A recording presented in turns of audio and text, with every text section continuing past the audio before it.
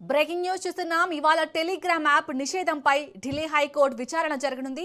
Telegram app లో NEET exam paper leak అయిందని పెద్ద ఎత్తున ప్రచారం జరిగిన నేపథ్యంలో యాప్ ను కేంద్ర ప్రభుత్వం నిషేధించింది.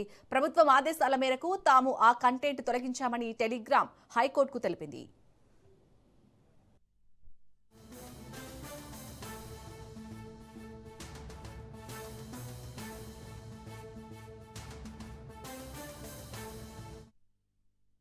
ఇవాళ టెలిగ్రామ్ యాప్ నిషేధంపై ఢిల్లీ హైకోర్టు విచారణ జరగనుంది. టెలిగ్రామ్ యాప్ లో నీట్ ఎగ్జామ్ పేపర్ లీక్ అయిందని పెద్ద ఎత్తున ప్రచారం జరిగిన నేపథ్యంలో యాప్ ను కేంద్ర ప్రభుత్వం నిషేధించింది.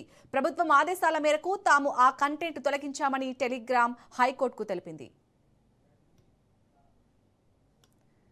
రైట్, ఈ రోజు అయితే టెలిగ్రామ్ యాప్ నిషేధంపై ఢిల్లీ హైకోర్టులో అయితే విచారణ జరగనుంది. దీనికి సంబంధించి మరిన్ని అప్డేట్స్ ని మా ప్రతినిధి సునీల్ అందిస్తారు. సునీల్, టెలిగ్రామ్ యాప్ ని నిషేధించడాన్ని టెలిగ్రామ్ సంస్థ అటు ఢిల్లీ హైకోర్టుని ఆశ్రయించింది. ఢిల్లీ హైకోర్టులో మరి కాసేపులోనే టెలిగ్రామ్ యాప్ సంబంధించిన అంశంపై కూడా ఢిల్లీ హైకోర్టు విచారించే అవకాశం ఉంది. ప్రధానంగా నీట్ ఎగ్జామ్ ను చేసిన పేపర్ లీక్ అయిన నేపథ్యంలో సంబంధించినటువంటి దాంట్లో ఈ నెల 21న రీ ఎగ్జామ్ కండక్ట్ చేసింది కేంద్ర ప్రభుత్వము.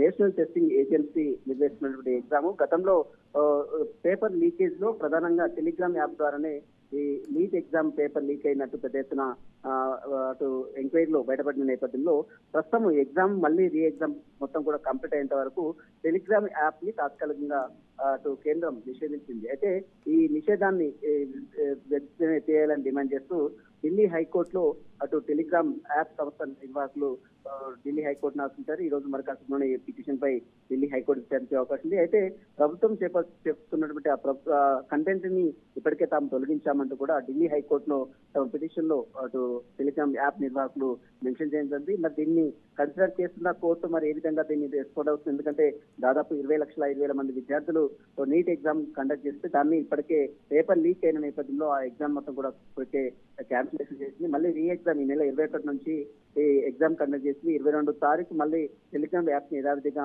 నడిపిస్తామని ఇప్పటికే కేంద్రం ఇచ్చింది, ఒక సర్క్యులర్ ఇచ్చింది. కాబట్టి ఈ విషయంలో మళ్ళీ ఢిల్లీ హైకోర్టు ఏ రకంగా ముందుకెళ్తుంది, ఏ రకంగా దీన్ని విషయంపై చర్చిస్తుంది అనే దానిపై కూడా సర్వత్రా ఆసక్తి నెలకొందని చెప్పవచ్చు. పరికాశంలోనే ఈ టెలిగ్రామ్ యాప్ సంబంధించిన పిటిషన్ పై టెలిగ్రామ్ యాప్ సంస్థ చేసిన పిటిషన్ పై కూడా ఢిల్లీ హైకోర్టు విచారించే అవకాశం ఉంది. చాలని థ్యాంక్ యూ సునీల్.